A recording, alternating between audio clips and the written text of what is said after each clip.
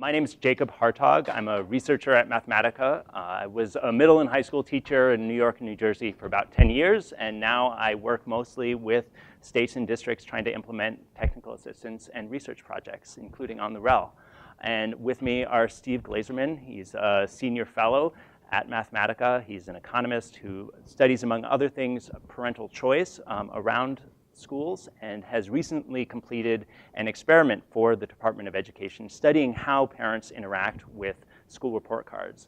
Also here are Dave Moyer, who is an engagement lead with Tembo and goes through the process with states and districts of creating new online school report card systems, and will give us kind of a practitioner view of that process. And then here is Jesse Chandler, a social psychologist and a researcher at Mathematica, who studies how individuals interact with decision and information, and was also part of that Department of Education study with Steve. Right now, I think I'll turn it over to Steve, and he's going to talk about kind of what the three lenses we're going to use for examining school report cards will be. Okay. Thanks. So we divided this workshop into three modules: content, design, and process. And these are, in some ways, they're separate concerns when you're designing school report cards. And we want to give each one appropriate attention. I want to just make one note that we're going to really focus on design and process. And process is sort of a cryptic word here, but what we mean by that is the process of getting stakeholder input, right? And we're going to emphasize throughout that everything in providing information to parents, to educators, to other stakeholders is critically important to understand who that audience is and to keep going back to that audience to make sure that they're understanding well. And that would inform both the content and the design. We're actually going to spend less time on this first module, on the content module, on purpose. And that's because a lot of the states in the Mid-Atlantic region are actually pretty far along in this process. They've already done a lot of stakeholder, community meetings, stakeholder input, and there are certain sort of requirements just based on their ESSA accountability plans. So that our sense, the feedback that we got, in preparing for this meeting was that the content, while it's very interesting and important, is a lot of the decisions are policy choices. They're value laden, and so our perspective from the REL is to provide evidence-based technical support to the states and districts, and where that can be most beneficial is in things like, what does research say about good design? What does research say about the methods for gathering stakeholder input, and what would be sort of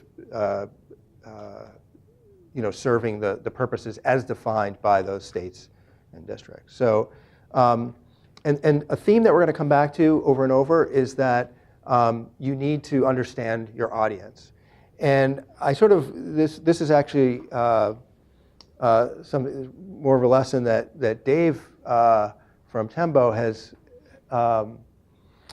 sort of articulated for us, which is the idea that you're telling a story to an audience. A school report card is not something that you sort of go back to every month. It's sort of like a news story with a headline, and somebody takes away a message from it, and they might tell their friends, and they might go deeper. And this is something that Dave's going to come back to in the design module, where we talk about building the story, but it has to start with your audience, right? So before you even begin the project, you have to really understand your audience and know explicitly who that audience is, right? So we're going to do an exercise in a minute just to name who that is. But then once you understand, name who that audience is, then you need a logical structure and a hierarchy that goes from this headline down to the details, and thinking through the sequence of what details follow from each higher level and the upper level in the hierarchy. And then finally, the visualizations have to be understandable at a glance. This is common sense, right? But you're dealing with a diverse audience, some of whom are going to be using this tool for different reasons. So that's why we want to start off with an exercise, which is thinking about who is your audience, what is the purpose of the online school report card, and what outcomes do you hope to produce. I think it's useful just to think for a minute and just write down on your paper, to the extent that you have a sort of a project in mind. Obviously, if you're from like Chandra's going to be thinking, all right, the Maryland State Report Card. Jessica's going to be thinking about New Jersey State Report Card. If you're in DC, you could have in mind, the Aussies Report Card, if that's sort of the what you want to be providing input on. Or if you're, Gene and Sarah might be more focused on, educators in DCPS, and what do we need to provide them in some kind of analogous online school reporting tool. And so just because even if it's parents, a lot of these are parent focused, you still have to think to yourself, what parents do we want to reach, right? Or which ones do we want to have top of mind as we're thinking through the way a user would interact with our online site. And so don't just write down parents, but think about what parent groups, if you're a state like Maryland with 24 some odd districts, they're different, right? And so are we concerned about low-income parents who are non-native English speakers? Is there some other vulnerable group that we're concerned about? One thing that's really important to think about when we think about putting school information online and making more school information available to parents is that can have the effect of leveling the playing field, of providing sort of information to people who wouldn't otherwise have access to, who are not insiders.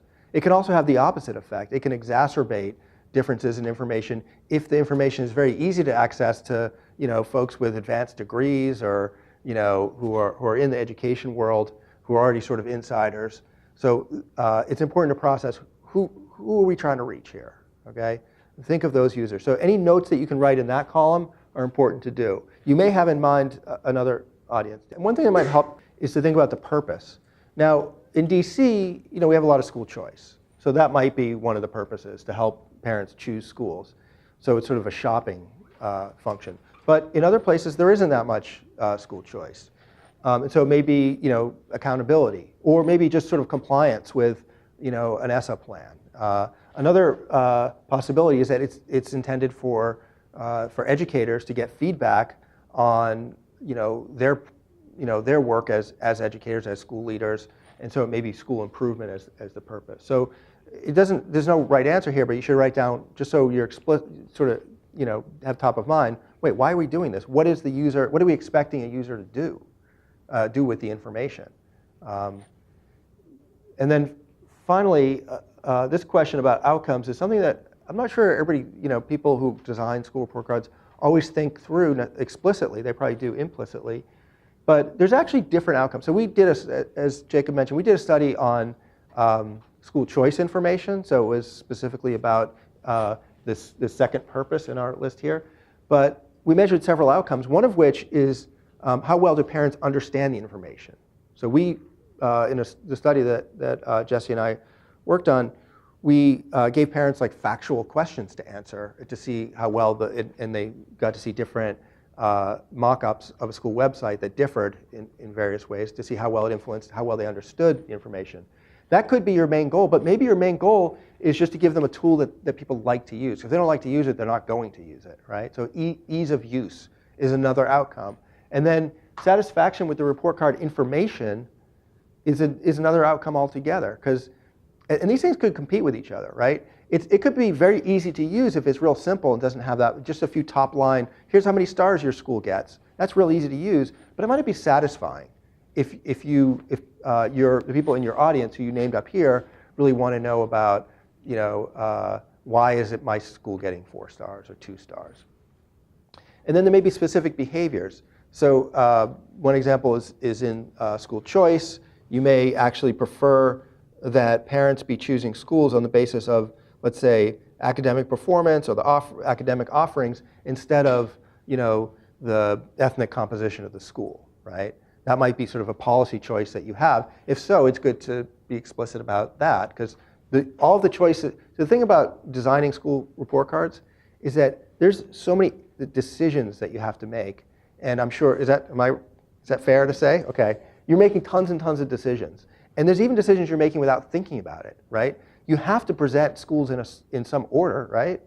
Do you present them in, Jessica, what order should New Jersey parents be looking at their schools? Should it be sorted by alphabetically or by, yeah. But there's a lot of, this is more in the school choice realm, you see a lot of them sorted by academic performance. Or you see them sorted by, on an online tool, you can have somebody put in their address and it'll sort it by distance from home. You can also have users put in what they care about and sort it by a match metric, which is the way Yelp might allow you to look at restaurant reviews.